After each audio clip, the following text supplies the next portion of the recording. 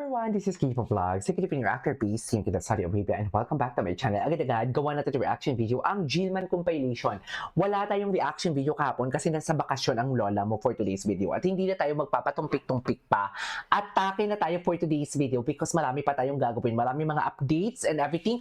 Maraming chismis na nagsisilabasan na si Rahel daw ang big guy. Dear, sinasabi ko nga sa inyo, nang sinut talaga yung big guy na yun, hindi yun si Eman. Pero ang peg kasi noon, parang ang, hindi motif pero parang ang iniisip kasi ng gumawa noon, or ang iniisip ni Jillian doon, ang big guy na yon is si Eman, kaya nga nakatago, di ba? Tapos, i-reveal niya kung magkikita sila sa Bohol. Ganun yon. Panatag tayo for today's video. Si Eman na nga ang gumagalaw ng baso eh. Di ba? Ang kapatid na nga ni Eman ang gumagalaw ng baso eh. Best in comment na nga si Emma na amen po, agree siya sa mga sinasabi ng mga Jillman fanatic na sana kayo na lang din, kayo na ba? Uma-agree siya. Ngayon, ano ang pinuputok ng butsi nyo? Huminahon kayo. At kung malalaman ninyo talaga ang mga nangyayari sa set, na hindi nakukunan ng camera, ewan ko lang kung kayanin ninyo. Yan ang sinasabi ko. Chares! So without further ado, let's start this reaction video. Normal day for Eman Pacquiao. How do you start your day? Ay, I just tinitext si, Jillian. Di ba gano'n naman talaga yun? Tapos isipin ko anong gagawin ko. Isipin ko si Jillian. Gano'n talaga. Tsare. Mga manga, Manga, anime. manga tulog, solo leveling, ano ba yan? Ano pa? No machine. Nanonood, babasa ba kayo ng mga? Hindi masyado. Solo leveling. Pero, Eman, how are you na since pumasok ka sa showbiz last year?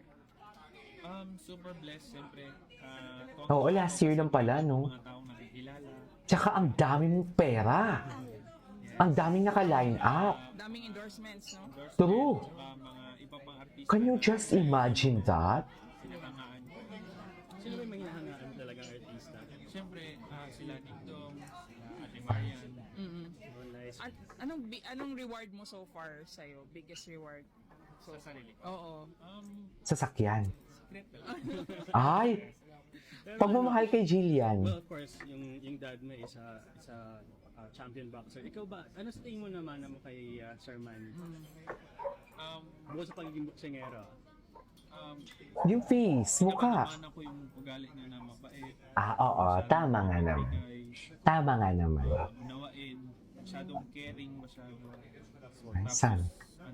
Sana all. Pagiging godly kasi doon kami kumukuha ng confidence namin sa ring. So, yun yung parang similar.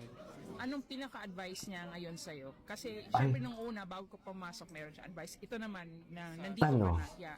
In general, In general, sa lahat, in life. Sa life, let God guide you. Kasi, siyempre, if ikaw lang magdesisyon sa sarili mo, maano ka ng landas, mapupunta ka dito.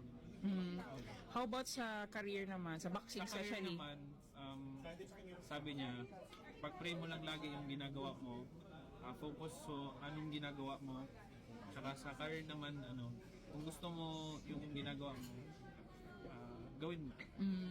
Yung pagpasok ko sa showbiz, para bang bata ka pa ba, naisip mo na to? O parang yung pagpasok dito parang biglaan na lang?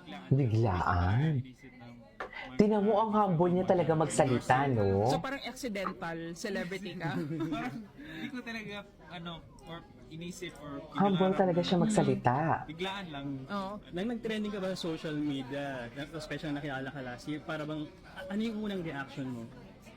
Siyempre na, ako, Overwhelmed. Mesmerized. Ha? Napaka-normal tao niya talaga. Ako? Naisip ako na, Hindi ba yan yung mga reaction ng mga normal tao? Nagbasa ka ba ng mga comments? Opo, nagbasa ako. Hanggang umaga. Ay, talaga? Ano sinasabi nila pag mga comments na ang gwapo ni Eman, kamukha ni Piolo? Siyempre, thankful ako at tuwa Pati ang buka si Piolo doon. Grabe. Pero how do you take care na of yourself? Kasi syempre, parang iniidolo ka na. How do you take care of yourself mentally, True. spiritually? Actually, more ako sa mental and spiritual. Oo. Wala ako masyado sa physical din naman, iniingatan ko rin naman yung Oh. At nag-loading na. Actually, more ako sa mental and spiritual. Oo. Wala ako masyado sa physical din naman, iniingatan ko rin naman yung katawan ko. Pero minsan, hindi natin may iwasan. Ang ganda-ganda ng katawan ni Eman. Mental Diba? health, how do you take care of your mental health? Okay naman siya kasi dahil sa Panginoon, ginaguide niya man ako. Kasi right now, papayapa naman yung isip ko. Payapa. Last question na from me. Ano ba ang dream ni Eman as someone in Actor. showbiz and of course ako sa boxer? Dream ko, sana marami pa akong magawa sa showbiz. Sana nga. Magagandang project. Siyempre, kung merong pagkakataon, mga acting, more endorsement.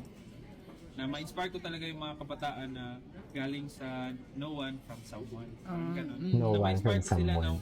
kahit anong mangyari sa buhay, kahit di ka man pinakamagaling o matalino, as long na hindi ka susuko at may tiwala ka sa Panginoon at sa sarili mo, kakayahan, mararating mo.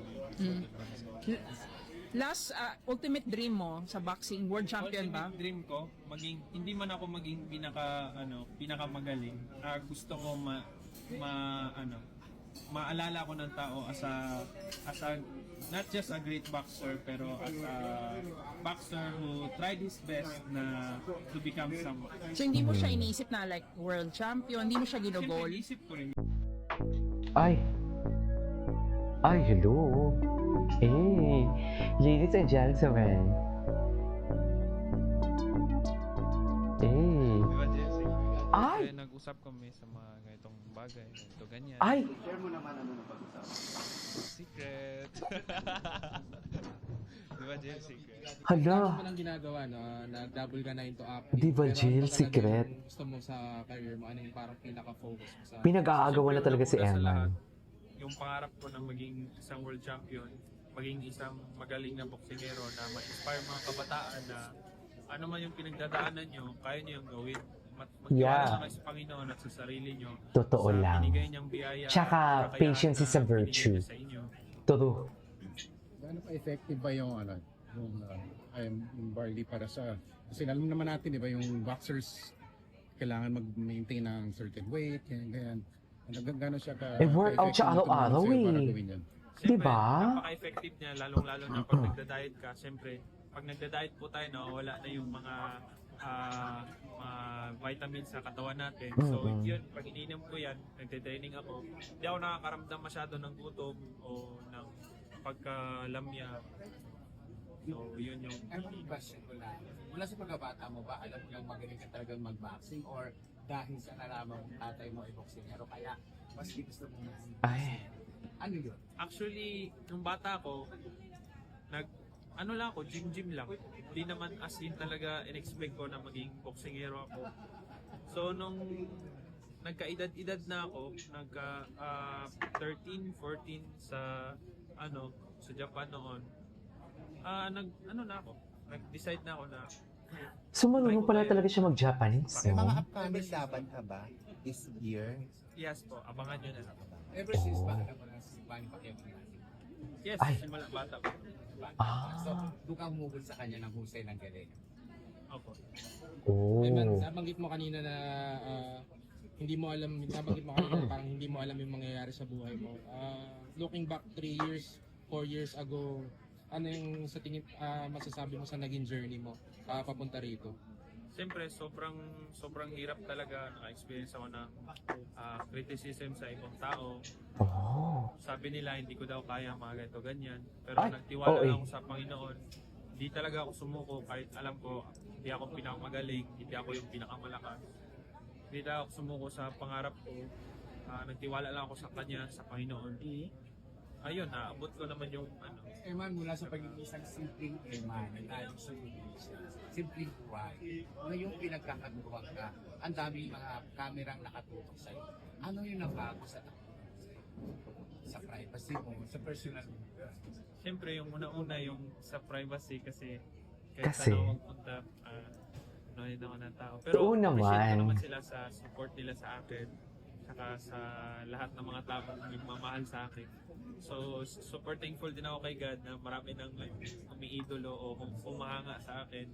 So gusto ko rin ma-inspire yung mga kabataan na kung ano man yung pinagdadaanan nyo, wag kayong susuko.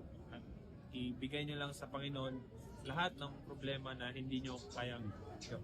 Naman, ang boxing question na lang ulit. Ay. Bukod sa tatay mo, ano, sino yung mga boxing greats, mga legends na parang pinapattern mo yung laro mo? Yung gusto mong gayahin, yung mga galaw. Una si daddy Sino? ko, at yung sa ano naman sa defense, kumukuha naman ako ng mga ideas sa mga champion noon at ngayon sila Mike Tyson. Ay, si Kuha ko Tyson. ng mga Di ba ideas. nakalaman ng tatay niya yan? Anyways, that is all for today's video. This is Kivo Vlogs and see you on my next vlog. Bye!